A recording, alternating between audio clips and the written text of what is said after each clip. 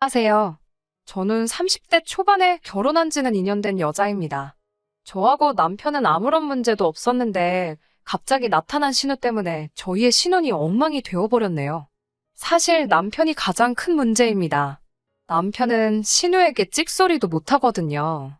결국 남편한테 그렇게 좋으면 네 누나랑 살라고 내지르고 지금 이혼 절차 밟고 있습니다. 남들처럼 평범하게 중고등학교 나와서 서울에 있는 중위권 대학교에 진학했어요. 원래는 광고 홍보를 전공한 만큼 마케팅 쪽에서 일하고 싶었지만 말처럼 쉽지 않더라고요. 1년의 구직 활동 끝에 결국 서울에 있는 중견기업에 들어갔습니다. 하고 싶었던 마케팅 부서는 아니었지만요. 부모님에게 도움받지 않고 스스로 벌어서 제 인생을 만들어 갈 수 있다는 게 정말 기뻤습니다. 회사에서 인정받고 싶어 일을 열심히 했어요. 그리고 연애하는데 큰 관심도 없었습니다. 그렇게 회사와 집만 오가는 일상을 반복하고 살다 보니 어느새 제 나이가 29이더라고요. 친정 부모님은 이제 슬슬 좋은 사람 있으면 만나보라고 말씀하셨고, 저 역시 친한 친구들이 하나 둘 결혼한다고 하자 조바심도 들었어요. 그렇지만 갑자기 어디서 어떻게 사람을 만나야 할지 모르겠더라고요. 그러던 어느 날 회사 동기가 소개팅 한번 해보지 않겠냐고 묻더라고요. 인위적으로 사람을 만나는 걸 좋아하지 않는 편이었지만 웬일인지 그때는 한번 나가보고 싶었습니다. 그렇게 지금의 남편을 만나게 되었네요. 사실 사진만 봤을 때는 제 타입도 아니고 해서 큰 기대는 없었는데 막상 만나보니 말도 잘 통하고 다정한 사람이더라고요. 저보다 3살이 많았던 남편은 저처럼 중견기업 인사팀을 다니고 있었어요. 만남이 거듭될수록 서로 취향도 비슷하고 같이 있으면 즐거워서 어느 순간부터 당연하게 결혼에 대해서 이야기를 나누게 되더라고요. 그러면서 알게 된 몇 가지가 일단 남편에게는 은퇴하신 부모님이 계시다는 거였어요. 2년 전에 두 분 다 은퇴를 하시고 지금은 나라에서 나오는 연금으로 생활하신다고 했습니다. 지금 거주하시는 집 한 채가 전 재산이라서 걱정이라고도 했어요. 그리고 남편에게는 5살 차이 나는 시집간 누나가 한 명 있었고요. 결혼한 누나를 빼고 세 가족이 한 집에서 살고 있었습니다. 제 경우 친정 부모님은 서울에서 곱창집을 하고 계셨어요. 작지만 오래된 곳이라 단골 손님도 많고 입소문도 많이 나서 장사는 늘 잘 되는 곳이에요. 그 곳에서 번 돈으로 저도 키우시고 작은 아파트와 상가도 마련하셨어요. 제가 직장을 갖기 전까지는 부모님과 같이 살았지만 돈을 벌기 시작하면서 독립을 했어요. 부모님께서 전세로 작은 아파트를 하나 얻어주셨거든요. 사귄 지 1년이 좀 지났을 무렵 남편이 이제 더는 시간 끌지 말고 같이 살자며 저에게 프로포즈를 해왔어요. 저도 결혼하면 이 사람이랑 하겠구나라는 생각이 있었기 때문에 기쁜 마음으로 좋다고 대답했습니다. 하지만 결혼은 현실이라는 게 결혼 준비를 시작하기가 무섭게 실감나더라고요. 본격적으로 결혼 이야기가 오가기 시작하면서 돈에 관해 이야기를 할 수밖에 없었습니다. 저는 전세 보증금 1억과 제가 따로 모아둔 돈 2천 정도가 있었어요. 반면에 남편은 모아둔 돈이라곤 천이 전부였어요. 남편 말에 의하면 월급이 들어오면 늘 절반 정도는 시부모님께 드렸었다고 해요. 그럼 그 돈으로 시부모님께서 생활비도 하고 신우도 좀 쓰고 그랬다고요. 그 이야기를 듣고 제가 깜짝 놀라서 왜 시집간 누나까지 남편 돈을 쓰냐고 물었습니다. 그러자 남편 말이 자기 매형이 엄청나게 짠돌이라고 하더군요. 반면에 신우는 어려서부터 절약을 모르고 살던 사람이고요. 그러다 보니 신우가 시부모님한테 자주 손을 벌린다 했어요. 그때만 해도 결혼식을 올리기도 전이었으니까 제가 남편한테 돈을 주라 주지 마라 그런 소리는 하기가 어려웠어요. 하지만 마음 한구석에서 당연히 걱정은 되었죠. 그래서 남편에게 결혼하고 나서는 좀 줄일 거지라고 돌려서 물었어요. 다행히 남편은 당연하다며 걱정하지 말라고 하더라고요. 저는 그 말을 정말 철석같이 믿었습니다. 그리고 바보 같지만 솔직히 그때 저희 친정부모님이 한쪽이 너무 기우는 결혼은 하지 않는 게 좋다고 몇 번이고 말씀하셨거든요. 하지만 저는 돈이야 있는 사람이 좀 더 쓰면 된다고 쉽게 생각했습니다. 순진하게도 남편도 저도 직장에 있으니 결혼하면 모든 게 다 안정을 찾을 거라고 믿었고요. 결혼 이야기가 본격적으로 나오면서 시댁에 가게 되었어요. 처음으로 시부모님께 정식으로 인사를 드리러 간 날이었습니다. 가족이 될 사람들이니 잘 보이고 싶은 마음으로 꽃바구니와 케이크를 사서 갔어요. 그런데 집에 들어서면서 깜짝 놀라고 말았습니다. 남편이 시부모님께서 집 한 채를 소유하고 계시다고 했을 때 저는 왜 당연히 아파트라고 생각했을까요?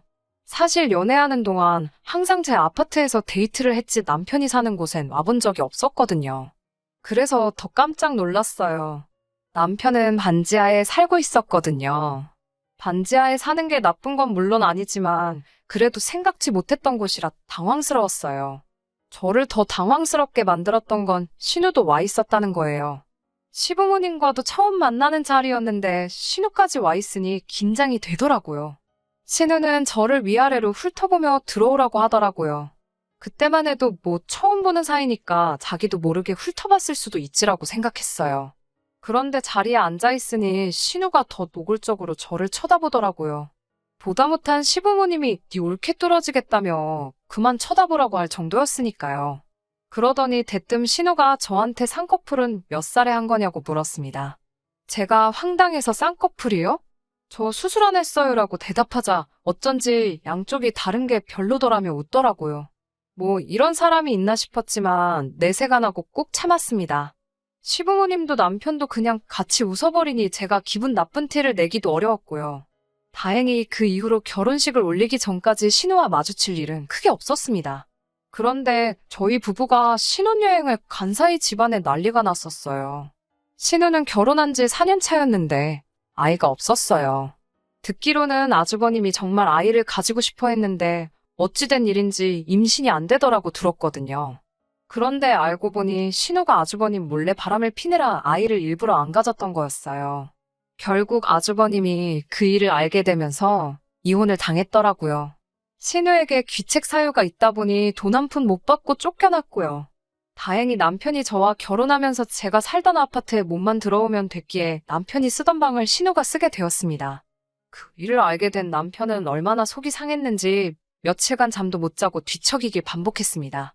신우를 좋아하는 건 아니었지만 남편이 속상해하는 모습을 보니 마음이 안 좋았어요. 하지만 안 좋은 마음도 금방 사라져 버렸습니다. 그건 남편과 신우의 도를 지나친 태도 때문이었어요. 저희 부부는 결혼하면 금방 아이를 가질 생각이었어요. 저도 남편도 아이들을 좋아하고 최소한 둘은 갖고 싶었기 때문이에요. 그런데 신우가 이혼하고 얼마 지나지 않았을 무렵 남편이 저에게 할 말이 있다고 하더라고요. 남편은 저에게 당분간 아이를 갖지 말자고 했어요. 제가 갑자기 그게 무슨 말이냐고 물으니 신우가 결국은 아이 때문에 이혼을 당한 거나 마찬가지 아니냐면서 우리가 아이를 가지면 신우가 얼마나 괴롭겠냐는 거예요. 그러니 신우가 좋은 사람을 다시 만나 새로운 가정을 이룰 때까지 우리가 기다려주자고 했습니다. 제가 그런 말도 안 되는 소리가 어딨냐고 그렇게는 안 된다고 했어요. 그러자 저더러 인정머리도 없는 여자라며 같은 여자끼리 서로 이해해주고 도와줘야지 왜 신우의 아픈 상처에 소금을 뿌리려고 하냐는 거예요. 저는 남편에게 신우가 이혼을 당한 건 아이 때문이 아니라 신우가 아주버님을 속였기 때문이고 그것 때문에 우리의 계획이 틀어지는 건 말이 안 된다고 다시 말했습니다. 하지만 남편은 완강하게 신우의 입장을 생각해줘야 한다는 거예요. 그러면서 저더러 이제 한 가족이니까 너무 제 입장만 생각하지 말고 신우의 마음도 좀 헤아려주라고 했습니다. 특히 제가 아랫사람이니까 그 정도는 당연한 거라고요. 처음으로 남편이 다른 사람처럼 보였습니다. 자기 누나니까 속상한 건 알겠는데 그래도 저렇게 똥인지 된장인지 분간도 못하는 바보 천치인 줄은 몰랐으니까요. 하지만 이게 다가 아니었어요. 저희 부부는 생활비를 공동으로 관리합니다. 딱 얼마씩 내서 쓰는 건 아니지만 서로 투명하게 공개하고 그때그때 상황에 맞게 쓰는 편이에요. 그런데 언젠가부터 남편이 저에게 뭔가 숨기는 것 같았습니다. 외식을 하자고 해도 안 나가려고 하고 가기로 했던 여행도 취소하고요. 무슨 일이냐고 몇 번을 물어도 남편은 아무 일도 없다는데 좀처럼 믿음이 안 가더라고요. 저는 남편이 저 몰래 어디 돈이라도 빌려줬나 보증이라도 섰나 싶어 날이 갈수록 걱정이 커졌습니다.